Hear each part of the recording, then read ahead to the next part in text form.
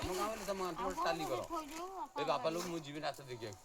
ଏ ବାପା ଲୋକ ମୁଁ ଯିବି ଶ୍ରୀକ୍ଷେତ୍ରକୁ ସମୁଦ୍ରକୁ ଇଏ କରୁ ଆମ ଘରେ 4-5 ଯାଉଛି ଯେଉଁ ବଡ଼ ବଡ଼ ଘର ମାନଙ୍କରେ ସେ ଯାଉନ୍ତି ସେଇଠି ମୁଣ୍ଡେ ଶଳା କହିଛି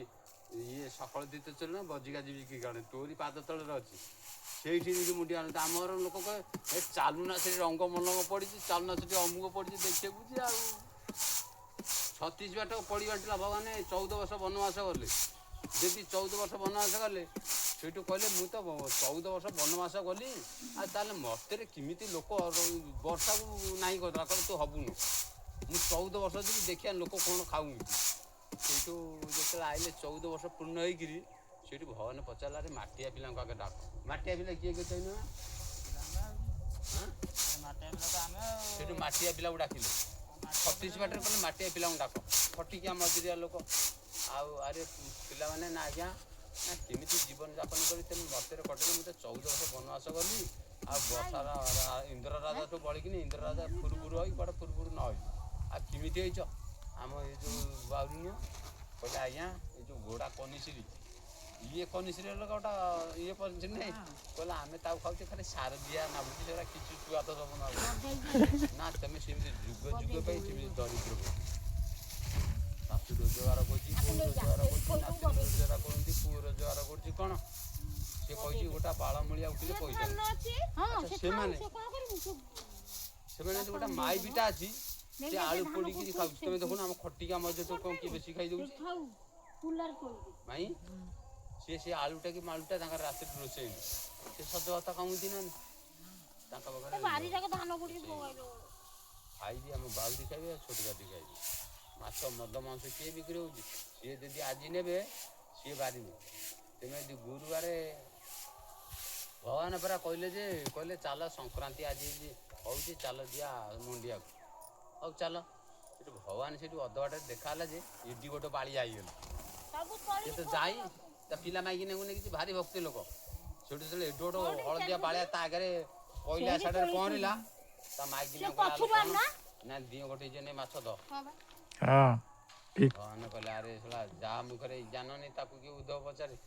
ତେଣୁକରି ଗଇତା ଆଣି ପାରିଲେ ମାଛ କାଟି ବେସର କରିକି ଖାଇବି କହିଲେ ଆଉ କୋଉଠି ଆଉ ଭଲ ଦିନ ଯାଇକି ଦିଅଙ୍କୁ ମୁଣ୍ଡିଆ ଆଣି କାଲି ମୋ ମାମୁଁ ଗୋଟା ଯୋଡ଼ାଏ ଭଜନ ପଡ଼ିଲା ମତେ କିଏ ମୁଁ ସେ 5ମ କ୍ଲାସ୍ ପଢ଼ିଛି 5ମ କ୍ଲାସ୍ ସିନା ପଢ଼ିଛି ନହେଲେ ବିଏମ୍କୁ କୋଟିଜନ କରିବି ଏମିତି ଦିନ ମଦ ଖାଇ ଦେଇଛି ହଁ ଶୁଣିବନି କ'ଣ ଶୁଣୁଛି ତା ସ୍ତ୍ରୀ କହିଲା ଯେ ଆଲେ ହେ ଆମର ତ ଏଇଟା ଗୋଟେ ନଗର ଗାଁ ଆଉ ସମସ୍ତେ ତ ମହାଭାରତ ରାମାୟଣ ଭାଗବତ ଶୁଣୁଛନ୍ତି ତେମେ କାହିଁ ଚୁଲି ମୁଣ୍ଡଟା କୁଣ୍ଡେଇକିରି ବହୁଛ ମୋରି ପାଖରେ ଚୁଲି ମୁଣ୍ଡଟା ବହୁଛ ସଦାବେଳେ ମୋତେ ଖାଲି କହିଲା ସମସ୍ତେ ଯାଉଛନ୍ତି ପୁରାଣ ଶୁଣୁଛନ୍ତି ନା ତମେ ଜାଣେ କି ନ ଜାଣ ତମେ ଯଦି ତା କଥାଟା କାନରେ ବାଜିବ ଇଏ ପିଣ୍ଡଟା ମୁକ୍ତି ପାଇଯିବ ଶୁଣିକିରି ମାନେ କାନରେ କହିଲେ ସେ ପାପଟା ତମର କିଛି ଦୂର ହବ ସେ କହିବ ହଉ ଇଏ ବେଦେଇ ମାଇକିନା ସଦାବେଳେ କହୁଛି ମୁଁ ଯିବି ଆଜି ଆଉ ଜାଣିଲ ଯଦି ଯାଇକିରି ଗଲା ସେଇଠୁ ଯେତେବେଳେ ପୁରାଣ ଯିଏ ପଢୁଛି ସେ ଖାଲି କାଚା ଆଣିଲା ବେଳେ ଖାଲି ଏ ଗୀତକୁ ସେ ଗୀତ ସେ ଗୀତକୁ ସେ କଥା ଏ କଥାକୁ ଖାଲି ସିଏ ଖାଲି ପିଇ ଯାଉଛି ସେଟା କାନ୍ଦିଲା କହିଲା ରେ ମୋ କାନ୍ଦି କେଉଁ ଦିନ ଆସିନି ଆଜି ଆଇଛି ହେ ସେ କାହିଁ କାନ୍ଦିଲା ଇଏ ତ ପିଲାଦିନୁ ଆସେନି ଆଜି ଆସିକି କାହିଁ କାନ୍ଦୁଛି ତାହେଲେ ଭାବ କ'ଣ ଏ ଜାଣିଲା ଆଉ ନା ନାଇଁ ଯେ ଆଜ୍ଞା ଗୋଟେ କଥା କହିବି ନା କ'ଣ ନା କହିବି ଯଦି ତମେ ଯଦି ସତ କରିବ ମୁଁ କହିବି ନା ମୁଁ ଗୋଟିଏ ଆଜ୍ଞା ମେଣ୍ଢା ଭାଙ୍ଗିଥିଲି ସିଏ ସଦାବେଳେ ମେ ହେଇକି ମଲା ଇଏ ସିମିତି କେତେବେଳେ ତ ନିଶ୍ୱାସ ନୁହେଁ ଖାଲି ପାଣି ବୋହିଲା ଭଳିଆ ବହୁଛି ଶଳା ମରିବ ସମସ୍ତେ କହିଲେ ଶଳା ତୁ ଉଠିକି ଯା କିଛି ବୁଝିପାରିବୁନୁ ଆଉ ସେ କଥା କ'ଣ କହୁଛୁ ମୁଁ ପୁରା ଆମ କମିନାଣକା ଆସିଲେ ମୁଁ କହିଲି ମା ତମେ କହୁଥିରେ ରୋଡ଼ ହିଁ ଆମ ବିଲେ ନା ଯେଉଁ ମାମୁଁରେ ଗେଲି ରୋଡ଼େ ବିଲେ କହିଲେ ତମେ କେଉଁ କ୍ଲାସ୍ ପଢ଼ୁଛ ମୁଁ କହିଲି ତମକୁ ତମ ବାପା ମା ଏତେ ଟଙ୍କାର ଡ୍ରେସ୍ ଏତେ ଟଙ୍କାର କୁଟି